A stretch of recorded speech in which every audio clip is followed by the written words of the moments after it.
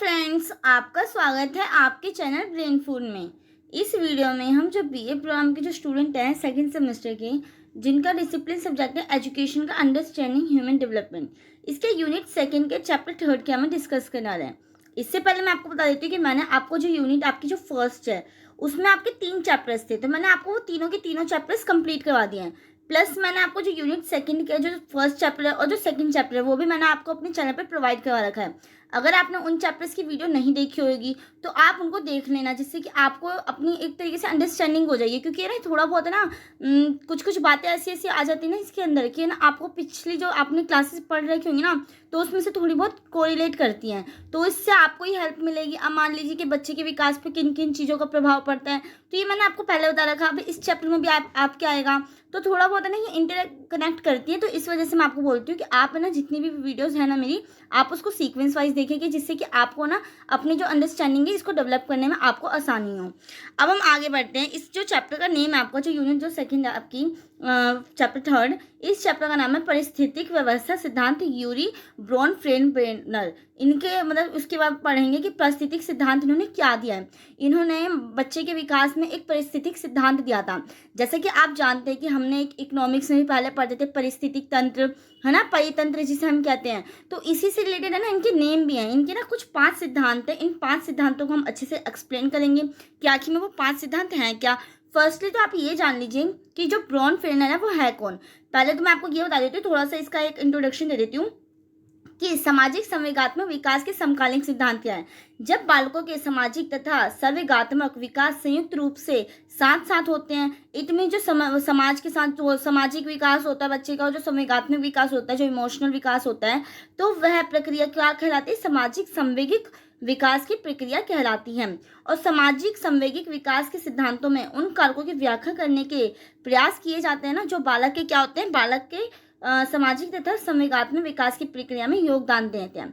अब इन्हीं जो सिद्धांत है ना, ये जो सामाजिक संवेगात्मक जो विकास के सिद्धांत है, इन्हीं को है ना जो इनको 2 भागों में प्रस्तुत किया गया है। एक तो ब्रोनफेल्डर के परिस्थिति सिद्धांत के थ्रू इन्होंने पेश किया है, और दूसरा आपका एरिक एरिक्सन के मनोसामाजिक सिद्धांत के ऊपर।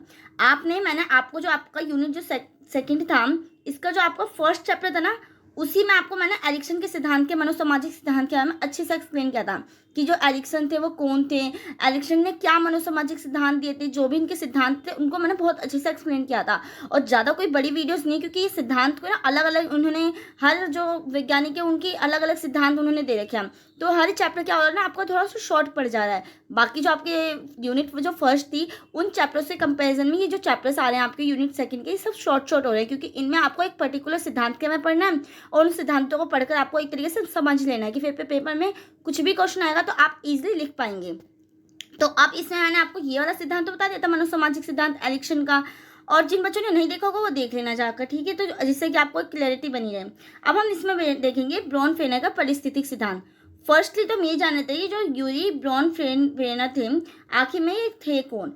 तो जो ये थे ना, ये ब्रोनफेल्डर एक क्या थे, रूसी मूल निवासक थे। ये अमेरिका के विकासात्मक मनोविज्ञान के मनोचिकित्सक थे, जो कि उनके परिस्थितिक तंत्र के लिए जाने जाते हैं। अब इन्होंने परिस्थितिक तंत्र के रूप में बालक के विकास को किस टाइप से वो किया है, उजागर किया है, अब इन चीज़ों को हम देखेंगे। तो जैसे कि इसमें लिख रखा है, जो ब्रेनर थे इन्होंने 1917 से 2005 में परिस्थितिक तंत्र सिद्धांत इस प्रकार विकसित किया है ना, जिससे कि ये समझाया जा सके कि बच्चे और बच्चे के पर्यावरण में सब कुछ कैसे प्रभावित होता है, और बच्चा कैसे बढ़ता है और कैसे विकसित होता है। जैसे कि मैंने आपको ऊपर भी बताया कि जो ब्रेनर है ना, उन्होंने बच्चे की पारिस्थितिक तंत्र की सिद्धांत के अकॉर्डिंगली बच्चे के विकास के हमें बताया है कि बच्चे का विकास किस प्रकार से प्रभावित होता है, बच्चे पे किस चीज़ का प्रभाव पड़ता है, और बच्चे कैसे बढ़ता है, कैसे उसका विकास होता है। इन चीज़ों के बारे में किस के थ्रू बताया उन्होंने, अपने परिस्थितिक तंत्र सिद्धांत के थ्रू बताया है। अभी है क्या ये तो हम जानेंगे ही। तो जैसे इसमें लिखा है ना कि ब्रोनफेल्डर का परिस्थितिक सिद्धांत लोगों के विकास पर सामाजिक वातावरण के प्रभाव के बारे में सबसे अधिक स्वीकृत स्पष्टीकरणों में से एक है। कि जो ब्रोनफेल्डर का जो सिद्धांत है वो बालक के जो मतलब लोगों के विकास पर जो सामाजिक वातावरण का जो प्रभाव पड़ता है, इसमें बहुत ज़्यादा एक अच्छा मतलब कि एग्जाम्पल है, एक स्पष्टीकरण अच्छे से इसमें है। इस परिकल्पना का बचाव जिस वातावरण में हम बढ़ते हैं वह हमारे जीवन के सभी विमानों को प्रभावित करता है। आप जानते हैं कि जो बच्चे के बालक के जो विकास में उसका मतलब उसके विकास में सभी चीज़ों का प्रभाव पड़ता है, चाहे उसके स्कूल का, परिवार का, विद्यालय का, आस पड़ोस का, समाज का, हर चीज़ का उसका प्रभाव पड़ता है। आस पड़ोस का हो गया, तो यही चीज़ कही गई है कि जो बच्चे का जो वातावरण में हम बढ़ते हैं ना, वह जीवन के सभी विमानों को प्रभावित करता है। हर एक हमारे जो विकास होता है बच्चे के अंदर, संवेगात्मक विकास, मानसिक विकास, शारीरिक विकास, तो इन सभी विकासों को क्या करता है, एक तरीके से प्रभावित करता है, इफेक्ट डालता है। तभी इसने यही बात करेगी कि सभी विमानों को प्रभावित करता है, मतलब कि हर एक प्रोस्पेक्टिव वे में क्या करता है, वो इफेक्ट डालता है बच्चों के विकास में। और इस प्रकार हमारे सोचने का तरीका हो गया, या फिर वो भावनाओं को हम महसूस करते हैं, या स्वाद और प्राथमिकता विभिन्न सामाजिक कारकों द्वारा क्या की जाती है, निर्धारित की जाती है। तो इसी अकॉर्डिंग क्या करते हैं कि हम इस चीज़ों के बारे में वो कर पाते हैं, निर्धारित कर पाते हैं सामाजिक कारकों को, कि कैसे कैसे बच्चे की वो विकास में किस किस चीज़ों को क्या होता है, इफेक्ट पड़ता है। अब हम देखते हैं कि ब्रॉन फ्रेनर का परिस्थिति सिद्धांत क्या है, आखिर में इसकी व्याख्या देखते हैं हम। तो इस सिद्धांत के निर्माता जो ऊरी ब्रॉन फ्रेनर ने इसका अवलोकन किया कि बच्चों का तरीका उस संदर्भ के अनुसार बदला जा रहा है ना, जिसमें वह बड़े हुए थे। जैसे कि आप जानते हैं कि बच्चा क्या, जैसे इसमें लिख भी रखा है, मैं आपको पहले ये पढ़ लेती हूँ जिससे कि आपको थोड़ी क्लैरिफिकेशन हो जाए। इसलिए उन्होंने ये अध्ययन करने का फैसला किया कि कौन से तत्व जो इस संबंध में सबसे अधिक बाल विकास को प्रभावित करते हैं। तो जैसे कि इसमें ये लिख रखा है ना कि जो बच्चों का जो तरीका है ना, उस संबंध के अनुसार बदला जा रहा है जिसमें वह बड़े हुए थे। जैसे कि आप जानते हैं कि जो आपका पहले का टाइम होगा, जब मान लीजिए जब आप पैदा हुए होंगे, तो उस टाइम का जो समाज होगा, जो परिवार की कंडीशन होगी, या फिर हमारे आस पड़ोस के जो लोग होंगे, वो कितने डिफरेंट थे, कितने मतलब अलग थे। मान ली आप इस तरीके से आप एग्जाम्पल के थ्रू आप समझने की कोशिश कीजिए कि उस टाइम का जो हमारा वातावरण था वो कितना ज़्यादा बदला हुआ था, परंतु जब हम बड़े हुए तो वो हमें वातावरण वो चीज़ तो नहीं मिल पाती, वही चीज़ हमें सेम टू सेम क्या होती है, हमारे बड़े तक होने तक नहीं होता ऐसा। तो यही चीज़ इसमें लिख रखी है ना कि जो बच्चों का तरीका उस संदर्भ के अनुसार बदलता जा रहा है ना, जिसमें वे बड़े हुए थे। और इसमें यही बात कही गई है कि मनोवैज्ञानिक ने पर्यावरण को उन प्रणालियों के एक समूह के रूप में समझा जो एक दूसरे से क्या होते हैं, संबंधित रहते हैं। प्रारंभ में उन्होंने उनमें से 4 की पहचान की, हालांकि एक 5वें को बाद में संस्करणों में शामिल किया। उन्होंने जो सिद्धांत दिए ना, जैसे कि मैंने आपको बताया कि उन्होंने 5 सिद्धांत, वो 5 उसमें डिफाइन कर रखा है, 5 सिद्धांतों में उन्होंने डिफाइन कर रखा है आपको, और मैं उन 5 को आपको अच्छे से एक्सप्लेन करूंगी, आप उसकी चिंता मत कीजिए, आपको अच्छे से सब चीज़ समझ में आएगी। बस आप इस वीडियो को एक बार एंड तक देखिए, तो आपके जो भी थोड़े बहुत डाउट हुए भी रहेंगे ना, तो वो सब क्लियर हो जाएंगे एंड तक वीडियो को देखने के बाद आपकी। तो यही चीज़ है कि 5वें को बाद के संस्करणों में शामिल किया गया था, और 5 प्रणाली में वह एक दूसरे से संबंधित हैं। इस तरह बच्चे के विकास पर उनमें से एक का प्रभाव दूसरे के साथ और उनके संबंधों पर निर्भर करता है। अब वो किस स्टेप से निर्भर करता है, तब तो जब आप वो पढ़ेंगे तभी आप समझ पाएंगे। ये तो मैं आपको थोड़ा सा एक ओवरव्यू दे रही हूँ कि हाँ, इस स्टेप से जो 5 सिद्धांत है वो एक दूसरे कोरिलेट करते हैं। अब वो किस टाइप से करते हैं वो आपको नीचे भी सब कुछ, अगर आपने जब उसके बारे में जब आपको पता होगा तभी तो आप बता पाएंगे ना। तो यही चीज़ें हैं। और इसके अलावा उन्हें बच्चों के सबसे करीबी से आदेश दिया जाता है, यहाँ तक कि उससे दूर भी। अब जो है दूसरी ओर जो पर्यावरण का परिवर्तन व्यक्ति को प्रभावित कर सकता है। इस प्रकार यह सामान्य है कि किसी के होने का तरीका जो किसी अन्य संस्कृति में बदला जाता है, ऐसा तभी हो सकता है जब कोई एक सिस्टम के भीतर सामाजिक भूमिका बदल दे। निकटतम व्यक्ति से सबसे दूर तक ब्रॉन फ्रेनर के परिस्थिति सिद्धांत की 5 प्रणालियां निम्नलिखित हैं। तो इसमें यही चीज़ है कि मतलब इसमें यही चीज़ बताई गई थी आपको कि जो 5 सिद्धांत हैं वो एक दूसरे से क्या है, कोरिलेट करते हैं, मतलब संबंधित रखते हैं, एक दूसरे पे क्या है, निर्भर है, एक दूसरे का उनको साथ क्या है, संबंध है। तो इसमें यही बात कही गई है, इसमें और ज़्यादा आपको कुछ बात नहीं कही गई है, ये फालतू की आप इस बात को छोड़ें। अब इसमें हम देख लेते हैं कि जो यूरी ब्रॉन फ्रेनर के जो सिद्धांत है, पारिस्थितिक सिद्धांत, ये 5 मंडल, जैसे कि आप जानते हैं कि जो हमारे, आपने अगर छोटी क्लास में ज्योग्राफी पढ़ी होगी तो आपने उसमें सौर मंडल, सप्ताह मंडल, मध्य मंडल, आयन मंडल, इन सब के बारे, ब्रह्मंडल, इन सब के बारे में आपने पढ़ा था ना बचपन में।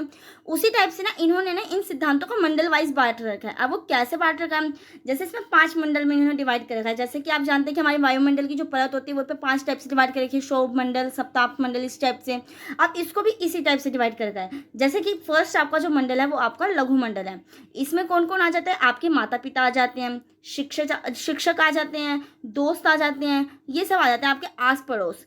और दूसरा आपका मंडल है वो आपका है मध्य मंडल, जिसको हम मीसो सिस्टम भी कहते हैं। अब इसके अंदर क्या होता है ना कि जो आपका ये वाला जो संबंध है ना, इनके आपस में क्या होता है, संबंध होते हैं, इनके इसमें आपस में आपसे संबंध होते हैं। जब मैं आपको इसको वो बताऊंगा ब्रीफली क्या है क्या नियम, तो मैं आपको और अच्छे से एक्सप्लेन करूंगी। फर्स्टली आप इसके नाम के बारे में जान लीजिए। यहाँ पे तो मैं आपको एक नाम ही बता रही हूँ कि 5 मंडल कौन कौन से हैं। जो ब्रॉन फ्रेनर थे, उन्होंने जो सिद्धांत दिया था, वो कौन कौन से उनके वो हैं 5 मंडल, तो इनके बारे में अभी हम ये देख रहे हैं। तीसरा आपका ब्रह्मंडल, इसमें आपके पड़ोसी, जनसंचार, पारिवारिक मित्र हो गए या अभिभावकों के कार्यस्थल आदि आ जाते हैं। फोर्थ है आपका वृहत मंडल, इसमें आपका माइक्रो सिस्टम, जिसे इंग्लिश में लिख रखा है, मूल्य, रीति रिवाज हो गया, परंपरा हो गई, धार्मिक शिक्षाएं हो गई, धार्मिक चीज़ें हो गई, जो आपकी कल्चर जो आपका होता है वो चीज़ आ जाती है इसके अंदर। ऐसे ही आपका जो फिफ्थ है कौन सा मंडल है, आपका घटना मंडल। इसमें जीवन में घटित होने वाली घटना, जैसे माता पिता का तलाक हो गया, आर्थिक हालात का बदलना, या कुछ भी आजकल जो चलते हैं, आप देखते हैं कि डिवोर्स होते हैं पति पत्नी में, इस टाइप से मतलब।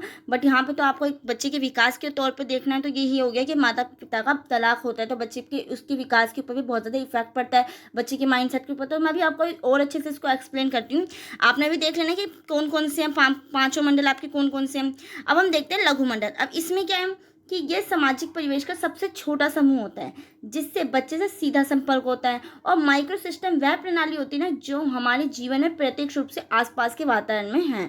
जैसे कि आप जानते हैं, आपने देखा कि जो लघु मंडल था, इसके अंदर आपके कौन कौन आ रहा था, आपके माता पिता आ रहे थे, आपके दोस्त आ रहे थे, तो यही चीज़ आते हैं आपके लघु मंडल के अंदर, और स्कूल आता है। तो अब इसमें यही है कि हमारे परिवार, दोस्त, सहपाठियों, शिक्षकों, पड़ोसियों और अन्य लोगों को जिनके साथ हम सीधे संपर्क रखते हैं, जो कि हमारे माइक्रो सिस्टम। तो ये आपने देख लिया कि क्या क्या हमारे इसमें शामिल होता है। जो लघु मंडल होता है इसमें हमारे दोस्त, सहपाठी, शिक्षक, पड़ोसी, ये सब शामिल होते हैं। और जो सूक्ष्म प्रणाली, जिसे हमने लघु मंडल का है, लघु मंडल का ही मतलब नाम है सूक्ष्म प्रणाली, ऐसी प्रणाली है ना जिसमें हमारे पास इन सामाजिक एजेंटों के साथ प्रत्येक सामाजिक संबंध स्थापित होते हैं।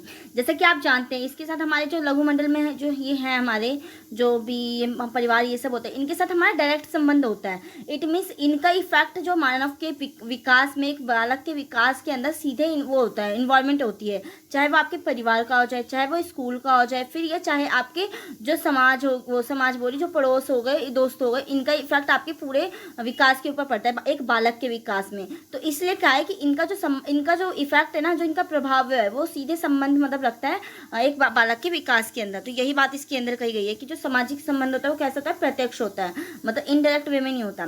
ऐसे आपका आ जाता है सेकंड जो आपको सिद्धांत है, उसके अंदर मध्य मंडल। अब इसमें क्या होता है, मध्य मंडल में ना लघु मंडल के तत्व, जैसे कि आपने देखा था कि इसमें क्या होता है ना कि लघु मंडल के तत्व, जिसमें माता पिता, शिक्षक, दोस्त आदि के मध्य संबंधों की अंत्य क्रिया का क्षेत्र होता है। इट मीन्स आपस में इनमें क्या होता है, एक संबंध होता है। किनका संबंध होता है, जो हमारे लघु मंडल के जो कारक होते हैं उनका, जो लघु मंडल के जो तत्व हैं उनके आपस में क्या होता है, संबंध होता है मध्य मंडल के अंदर। अब वो कैसे होता है, अब इसके एग्जांपल से हम देखते हैं कि जैसे यदि बालक को घर में माता पिता से उपेक्षित व्यवहार मिले। इट मीन्स आपने देख रखा होगा कि कई बालक होते हैं उनको घर में इतनी ज़्यादा रिस्पेक्ट नहीं मिलती, या उनकी जो माता पिता होते हैं वो डांटते रहते हैं उनको कि ये मत काम करा करो, ये ऐसे काम करो, वैसे काम करो। परंतु उनको वहीं दूसरी ओर स्कूल में, विद्यालय में क्या होता है, शिक्षक से प्रोत्साहित व्यवहार मिल रहे, तो इनके मन में उत्पन्न होने वाली जो नकारात्मक जो भाव होते हैं उनमें कमी आ जाती है। तो यही है कि आपस में क्या करते हैं, जो आपका मध्य मंडल है इसके अंदर आपके जो लघु मंडल के जो कारक होते हैं ना, उनका आपस में क्या होता है, एक तरीके से संबंध होता है। तो इसके अंदर यही बात कही है, जिसके कारण क्या हो जाता है, बच्चे के अंदर जो मन में क्या हो जाता है, जो नकारात्मक जो भाव होते हैं उनकी कमी हो जाती है। अन्यथा इसके विपरीत क्रिया भी हो सकती है, और इसके अपोजिट भी हो सकता है कि जिसके कारण जो सकारात्मक क्रिया है उसमें कमी आ जाए। अगर मान लीजिए कि घर में भी वो मिलता है, मतलब घर में अच्छा व्यवहार हो, परंतु स्कूल में ऐसा व्यवहार, टीचर के साथ उनके अच्छे संबंध ना हो, टीचर उनको डांटता हो बच्चों को, तो उनसे क्या, उनमें एक तरीके से नेगेटिविटी आ जाती है। क्योंकि आप देखते हैं कि घर परिवार में तो चाहे आपको प्रोत्साहन मिले, चाहे आपको डांट मिले, कुछ भी मिले, आपको कोई इससे ज़्यादा इफेक्ट नहीं पड़ता, क्योंकि हम वो 4 लोगों के बीच की बात होती है। परंतु वहीं अगर मान लीजिए एक बड़े लेवल पे, क्योंकि स्कूल में इतने सारे बच्चे होते हैं, अगर उनके सामने आपको टीचर डांटता है, उनके सामने आपको निरुत्साहित करता है, तो उसके कारण आपके मन में बहुत ज़्यादा नेगेटिविटी हो जाती है। आपको बहुत ज़्यादा क्या होता है, आपकी जो पॉजिटिविटी होती है वो भी आपकी खत्म हो जाती है। तो इसके यही लिख रखा है ना कि इसके अन्यथा इसके विपरीत क्रिया भी हो सकती है, यही बात कही है। अब हम देखते हैं जो आपका तीसरा मंडल है, ब्रह्मंडल। ठीक है, जिसको हमने एक्सो सिस्टम कहा है। अब ब्रह्मंडल में सामाजिक परिवेश का दायरा होता है। इट मीन्स इसमें समाज इन्वॉल्वमेंट आ जाती है, समाज की वो हो जाती है, भूमिका आ जाती है। एक बालक का इससे सीधा संबंध नहीं होता। जैसे कि आप जानते हैं कि बालक जो होता है, बच्चा होता है, उसका सीधा संबंध इसके साथ नहीं होता, परंतु जो बालक का सीधा संबंध किसके साथ होता है, उसके परिवार के साथ होता है। एक बालक के विकास में परिवार का जो वो होता है, उसके साथ क्या होता है, एक सीधा संबंध, प्रत्यक्ष संबंध होता है। परंतु जो समाज होता है वो उसके बाद आता है। परिवार के बाद ही तो समाज है ना। अगर परिवार ही नहीं है तो वो समाज में भी नहीं है, समझो तो। लेकिन ये बालक के जीवन को अप्रत्यक्ष रूप से बहुत ज़्यादा इफेक्ट डालती है। समाज का आपके ऊपर बहुत ज़्यादा इफेक्ट पड़ रहा है। अगर आपने यूनिट जो आपकी जो थर्ड है, वो सॉरी यूनिट जो आपकी फर्स्ट है ना, अगर जो आपने यूनिट जो आपकी फर्स्ट है उसका आपने अगर चैप्टर थर्ड पढ़ा होगा, जिसमें हमने परिवार, स्कूल, विद्यालय और समाज के क्या इफेक्ट पड़ता है बालक के विकास में, उसमें मैंने आपको बहुत अच्छे से समझा रखा है कि कैसा बालक के विकास में उसका समाज का इफेक्ट पड़ता है और अप्रत्यक्ष रूप से कैसे पड़ता है। वही चीज़ है कि जैसे कि अब इसमें देख लीजिए, जैसे कि अभिभावक के कार्यस्थल, ऑफिस, फैक्ट्री आदि में यदि कोई समस्या या तनावपूर्ण व्यवहार होता है तो अभिभावक अपने कार्यस्थल का गुस्सा अपने घर पर आने वाले, अपने घर पर अपने परिवार के सदस्यों, बच्चों पर आदि पे निकालते हैं। जैसे कि आपने देखा होगा कि अगर आपके जैसे पापा हैं या मम्मी है, मान लीजिए आपके पापा ऑफिस से घर आए तो कभी कभी वो बहुत ज़्यादा चिड़चिड़ा महसूस करते होंगे। क्यों? क्योंकि कभी कभी ऐसा होता होगा ना कि उनका ना ऑफिस में ना बहुत ज़्यादा काम क्या होगा, या तो उनके ऊपर काम का बहुत ज़्यादा बर्डन होगा, या उनको ऑफिस में बॉस से डांट पड़ी होगी, या फिर उनका कोई काम ऐसा होगा जो पेंडिंग होगा, जिसके कारण वो क्या होते हैं, फ्रस्ट्रेट होते हैं। तो कभी कभी इससे भी क्या हो जाता है ना कि बच्चों पे वो फिर है ना, वो घर पे आते हैं ना माता पिता, तो वो बच्चों पे डांट करने लग जाते हैं। तो इससे क्या होता है, ये एक तरीके से हमारे ऊपर अप्रत्यक्ष रूप से क्या कर रहे हैं, प्रभाव डाल रहा है। जो समाज है वो हमारा अप्रत्यक्ष रूप से प्रभाव डाल रहा है। हमारा आपने देखा कि कैसे अप्रत्यक्ष कर रहा है। मान लीजिए कि जो ऑफिस का गुस्सा है वो जो आपके पापा हैं वो घर पे आके उतार रहे हैं, तो ये एक तरीके से वो वही तो हो गया ना, इनडायरेक्ट वे में हो गया ना कि आपको क्या हो रहा है, डांट पड़ रही है, जिससे घर का वातावरण कैसा हो जाता है, तनावपूर्ण हो जाता है और बालक का जीवन क्या हो जाता है, कष्टपूर्ण हो जाता है और उसके मानसिक एवं शारीरिक विकास पर प्रभाव पड़ता है। तो आई होप आपको समझ में आया होगा कि किस टाइप से जो आपका ब्रह्मंडल है, जो आपका थर्ड है सिद्धांत के अंदर ब्रह्मंडल, उसके अंदर आपका कैसे अप्रत्यक्ष रूप से जो समाज होता है वो बालक के विकास में अहम भूमिका अदा करता है। नेक्स्ट आपका बृहत मंडल। अब इसके अंदर क्या होता है, जो यूरी ब्रॉनफेनबर्नर के द्वारा, इसको मैं आपको ब्रेनर भी बोल देती हूँ, कभी अगर मान लीजिए कुछ प्रोनाउंसिएशन रॉन्ग हो जाएंगे इनके नेम की तो उसके लिए मैं माफ़ी चाहूँगी। तो यही चीज़ है कि यूरी ब्रॉनफेनबर्नर के द्वारा बताए गए स्तरों में से ये सबसे बड़ा स्तर होता है जो बृहत मंडल होता है। जैसे कि इसके नाम से भी आपको पता चलेगा, मैक्रो सिस्टम। और इस स्तर में संस्कृति हो गई, आपकी रीति रिवाज हो गए। आपने देखा होगा कि रीति रिवाज, दूसरों की रीति रिवाज का भी हमारे ऊपर बहुत ज़्यादा इफेक्ट पड़ता है। आजकल तो आप इंडिया में देख ही रहे हैं कि जो बाहर की जो कंट्रीज़ के जो कल्चर होते हैं वो हम अपने अपनाते जा रहे हैं। चाहे जींस टॉप का पहनना हो गया, खाने में, खान पान में हो गया, किसी भी चीज़ में हो गया, या फिर जो बाहर की कंट्रीज़ के जो लोग होते हैं वो भी भारतीय संस्कृति को बहुत ज़्यादा सम्मान देते हैं, वो उसको अपनाते हैं।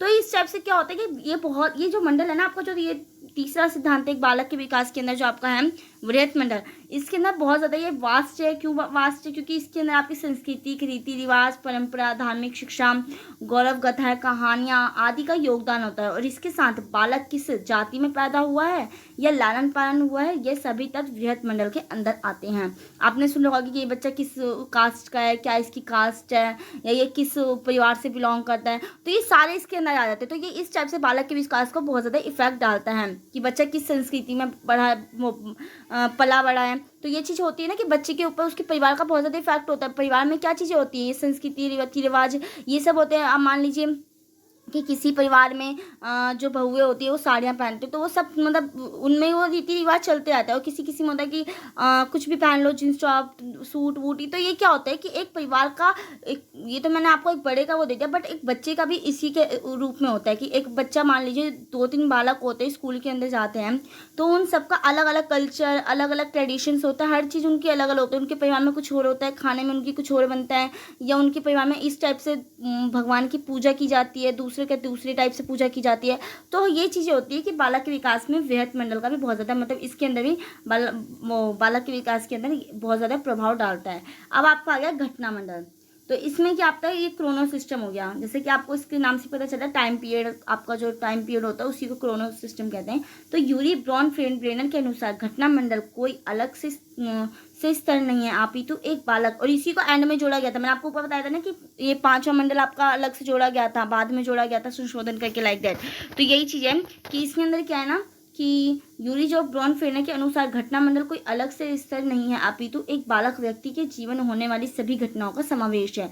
जो भी बालक के व्यक्ति के जीवन में जो भी घटनाएं होती रहती है, जो भी परिस्थितियां आती रहती है, लाइफ में जितने भी स्ट्रगल्स होते हैं, कितनी जो भी प्रॉब्लम्स होती हैं, जो भी चीज़ें होती हैं, वो इसी के अंदर इन्वायरमेंट इसकी होती है, समावेश होता है, जो उसके जीवन भर में घटित होती हैं। ये घटनाएं पारिवारिक, आर्थिक एवं धार्मिक, प्राकृतिक, दैविक आदि हो सकती है, चाहे वो पारिवारिक को, इकोनॉमिकल क्राइसिस जो भी होते हैं घर में, जो फाइनेंशियल प्रॉब्लम होती हैं, या वो धर्म को लेकर ले लो कि धर्म कोई मान लीजिए कि धर्म से रिलेटेड भी जो भी प्रॉब्लम्स क्रिएट होती हैं, उसके कारण जो जिससे बालक के जीवन में सकारात्मक और नकारात्मक प्रभाव दोनों के प्रकार के प्रभाव डाल सकती है।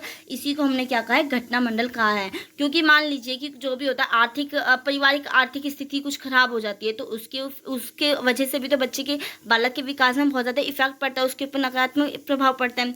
और कभी कभी सकारात्मक भी होता है कि मान लीजिए बच्चा बहुत ज़्यादा वो कर पाता है, किफ़ायत तौर पे किसी भी चीज़ को यूज़ करता है। ऐसा नहीं होता कि वो वेस्ट ऑफ मनी कर रहा हो। कई कई बच्चे देख रखे होंगे आपने कि उनको ज़्यादा पैसा मिलता है तो बहुत ज़्यादा पैसे उड़ाते हैं, खर्च करते हैं, वेस्ट ऑफ मनी करते हैं, इस टाइप से। परंतु वहीं पे बच्चे को मान लीजिए कि थोड़ी परिवार में आर्थिक स्थिति इतनी सही नहीं है, तो वो बच्चा उतना ही उस पैसों को अच्छे से यूज़ करना जानता होगा। वो बच्चा उस पैसों को उतना ही अच्छे से यूज़ करेगा, हर चीज़ को बहुत समझदारी के साथ उस चीज़ों को वो करता है, डील करता है। तो यही चीज़ है कि जो ये घटना मंडल है, ये भी एक तरीके से बच्चे के ऊपर क्या कहते हैं, बालक के जीवन में क्या कहते हैं, सकारात्मक और नकारात्मक प्रभाव दोनों डालती है। और जैसे कि मैंने आपको कहा था कि ये एंड में वो किया गया था, आया था, तो इसमें मैंने आपको ऊपर लाइन बता भी रखी होगी, तो मैं आपको एक बार दिखा देती हूँ कि जिससे कि आपको थोड़ी प्रॉब्लम ना हो, कहीं आप बोलें कि हाँ, जैसे कि यहाँ पे आपको लिख भी रखा है कि प्रारंभ में उन्होंने सिर्फ 4 की पहचान की थी, परंतु हालांकि एक 5वें को बाद में संस्करणों में क्या किया गया था, शामिल किया गया था। तो अब आप समझ चुके होंगे कि यही चीज़ मैंने आपको बताई थी।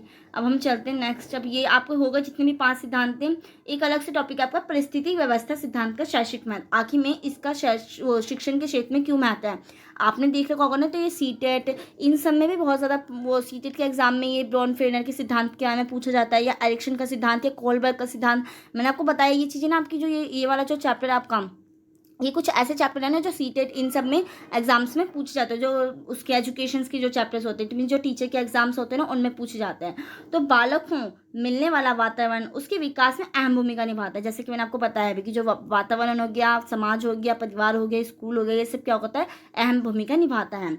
और विभिन्न विचारकों ने बालक पर वातावरण के प्रभाव को अपने सिद्धांतों द्वारा समझाने की कोशिश की है।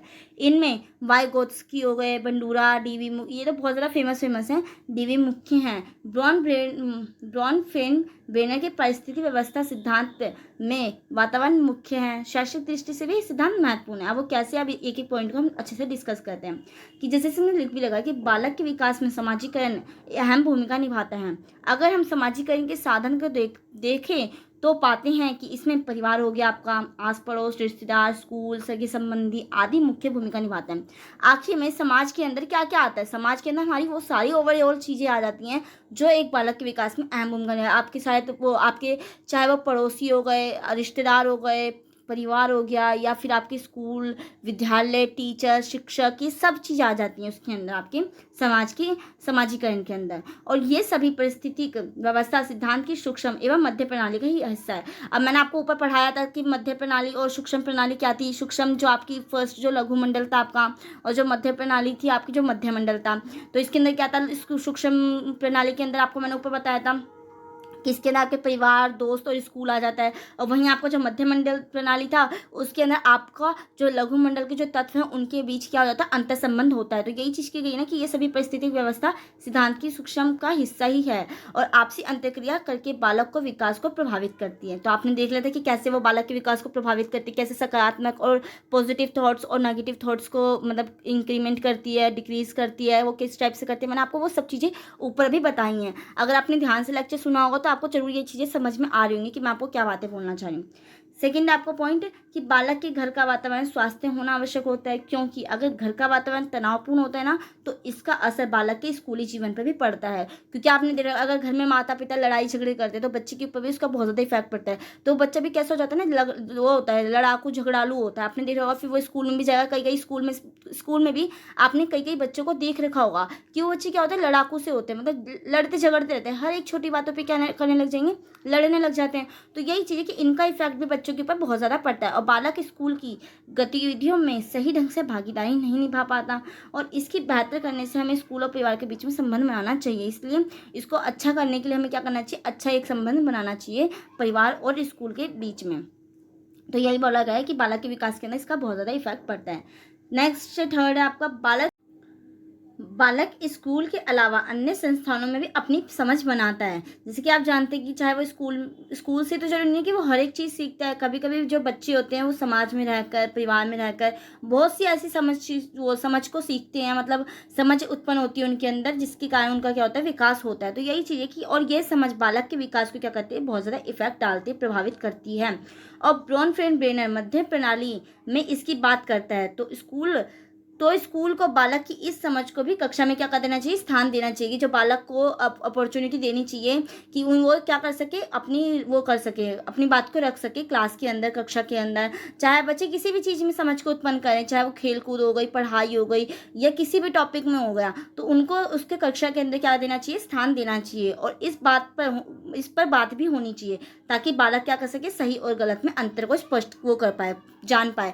तभी तो वो जान पाएगा ना, जब वो अपनी बातों को क्या कर पाएगा, कक्षा में रख पाएगा, जिसके बाद क्या होगी, जो टीचर होगी वो उसको सही और गलत बता सके कि हाँ ये चीज़ सही है या गलत है। तो इससे भी होगा। अब फोर्थ पॉइंट है आपका, अध्यापक को बालक की पृष्ठभूमि समझना भी आवश्यक है, क्योंकि बालक की सामाजिक आर्थिक पृष्ठभूमि उसके विकास को बहुत ज़्यादा प्रभावित करती है। टीचर को एक नॉलेज होनी चाहिए कि जो बालक है वो किस कंडीशन से गुजर रहा है, इनमें जो उसकी इकोनॉमिक वो है स्थिति है, आर्थिक जो स्थिति है वो कैसी है, सामाजिक स्थिति कैसी है उसकी, या फिर जो उसका मानसिक स्थिति है वो किस टाइप की है, इसका टीचर को पता होना चाहिए। तभी जो टीचर होता है वो बच्चों को क्या कर पाता है, अच्छे से गाइड कर पाता है। जब तक टीचर को ये पता ही नहीं होगा कि बच्चा किस टाइप से सिचुएशन से गुजर रहा है, वो कैसा है, उसका मानसिक, वो क्यों इतना चिड़चिड़ा व्यवहार कर रहा है या फिर वो इतना अच्छे से रिस्पॉन्स कर रहा है, तो उसका क्या रीज़न है, जब तक टीचर को ये चीज़ नहीं पता होगी तो टीचर उसका अच्छे से क्या नहीं कर पाएगी, उसको गाइड नहीं कर पाएगी। तो यही चीज़ है कि जो अध्यापक को क्या होना चाहिए कि बालक की पृष्ठभूमि को भी समझना चाहिए, उनको इस चीज का ज्ञान होना चाहिए। फिफ्थ पॉइंट है आपका, अभिभावकों को स्कूल की गतिविधियों में भागीदारी करनी चाहिए। जो वो होते हैं, पेरेंट्स होते हैं जो बच्चों के, उनको भी क्या करना चाहिए, स्कूल की जो वो होते हैं, जैसे बच्चों के प्रोग्राम होते हैं उसमें भी टीचर्स को क्या करते हैं, वो पेरेंट्स को बुलाती है, या फिर जो पीटीएम होती है, बच्चों की जो पेरेंट्स टीचर मीटिंग होती है, उसमें भी पेरेंट्स को बुलाया जाता है। तो इस चीज़ों में ना पेरेंट्स को भी इन्वॉल्वमेंट अपनी दिखानी चाहिए, क्योंकि ये सब भी ना बालक के विकास में बहुत ज़्यादा इफेक्ट डालती है। एवं घर पर भी बालक से उसके स्कूली जीवन पर बातचीत करनी चाहिए। बच्चों के साथ उनको क्या करना चाहिए, अच्छे से जो पेरेंट्स होते हैं, जो अभिभावक होते हैं, उनके साथ उनको स्कूल की सारी जो भी उनकी स्टोरी होती है वो सुनना चाहिए। कई बच्चों की तो आदत भी होगी कि बच्चे क्या करते होंगे ना, अपने घर जाकर अपने मम्मी पापा से क्या करते होंगे ना, अपनी सारी स्कूल की जितने भी कहानियाँ होते हैं ना वो सब कहते होंगे। हमारी तो बहुत ज़्यादा, मेरे घर में तो मेरी बहनों हो या मेरी बहुत ज़्यादा ऐसी हैबिट थी कि हम स्कूल में जो भी चीज़ें होती ना कि मैम मम्मी आज टीचर ने ये चीज़ हमें काम दिया, या फिर हमने ये ऐसे पार्टिसिपेट किया, हमने इस प्रोग्राम में पार्टिसिपेट, ये सारी कहने की हमारी आदत थी हमारे घर में।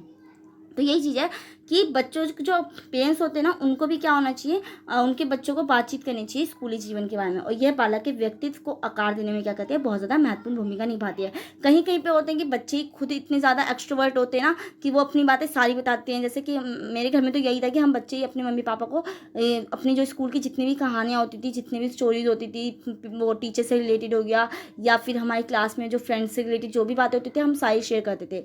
और किसी किसी घर में होता है जो पेरेंट्स होते हैं वो इन्वॉल्वमेंट बच्चों की दिखाते हैं, हाँ वो उतना ज़्यादा इंटरेस्ट दिखाते हैं बच्चों के सामने कि बच्चा भी मजबूर हो जाता है वो सारी बातों को कहने के लिए। तो ऐसा होना चाहिए। अगर बच्चों के अंदर ये गुण नहीं है तो अभिभावकों को ये समझ होनी चाहिए कि बच्चों के साथ क्या करें, उनके स्कूली जीवन के बारे में बातचीत करें। नेक्स्ट पॉइंट है 6 पॉइंट। इसमें आपका ब्रॉन फेन ब्रेनर द्वारा प्रतिपादित परिस्थितिक व्यवस्था सिद्धांत एक बालक के विकास कैसे होता है, कौन से कारक है इससे प्रभावित करते हैं, इसको संपूर्णता में समझने में हमारी मदद करता है। तो यही चीज़ है कि आपने देख लिया कि जो ब्रॉन फेन ब्रेनर हैं तो उनके सिद्धांत किस टाइप से कैसे हमारी हेल्प करते हैं एक बालक के विकास को समझने के लिए, कि बच्चे का जो विकास है वो किस टाइप से होता है और वो किस टाइप से कौन कौन से जो कारक होते हैं वो बच्चे के विकास में क्या करते हैं, इफेक्ट डालते हैं। तो ये चीज़ आपने देख ली, तो ये कैसे उसको क्या करते हैं, इफेक्ट डालते हैं। तो ये चीज़ हमने समझ लिया। तो ये ब्रॉन फेन ब्रेनर के सिद्धांत के थ्रू ही हो पाता है। तो आई होप आपको ये सब समझ में आया होगा कि कितने इनके सिद्धांत में कौन कौन से जो 5 तत्व थे, जो 5 वो सिद्धांत थे वो कौन कौन से थे, 5 मंडल कौन कौन से थे। तो अगर आपको कुछ भी इसमें प्रॉब्लम होगी तो आप मुझे कमेंट सेक्शन में कमेंट कर देना, तो मैं आपको रिप्लाई देने की ज़रूर कोशिश करूँगी। और मैं हमेशा अगर जो भी आपके वो कुछ ना समझने से रिलेटेड जो भी आपके क्वेश्चंस आते हैं ना, मैं आपको ज़रूर रिप्लाई देने की कोशिश करती हूँ। ऐसा कभी भी नहीं होता कि मैं आपको रिप्लाई ना दूँ अगर कुछ नहीं समझ में आता, क्योंकि कभी कभी वीडियोज़ में ऐसा होता है ना, क्योंकि मेरे सामने इस टाइम कोई नहीं बैठा होता, तो मेरे को ये नहीं पता चलता कि बच्चे को समझ में आ रहा है कि नहीं आ रहा। तो मैं कुछ बातें क्या होता है ना, कभी कभी तो मेरी स्पीड भी बहुत ज़्यादा इंक्रीज़ हो जाती है, तो थोड़ा बहुत ये प्रॉब्लम होती है मेरे साथ। तो आप इसको नेगलेक्ट करा करें। जो चीज़ मैं आपको बताना चाहती हूँ अगर वो आपको नहीं समझ में आया तो आप मुझे कमेंट सेक्शन में कमेंट कर दिया करें। और थैंक यू सो मच इस वीडियो को एंड तक देखने के लिए। अगर आपको ये रियली वीडियो अच्छी लगी तो प्लीज़ एक लाइक करना, जिससे कि थोड़ा सा मुझे भी मोटिवेशन मिलता है कि हाँ, बच्चों को मेरी वीडियो जो मैं कंटेंट प्रोवाइड करवा रही हूँ वो उनके यूज़फुल आ रही है, मतलब उसको काम में ले रहे हैं बच्चे। तो अब हम मिलते हैं नेक्स्ट वीडियो में। जब तक के लिए बाय।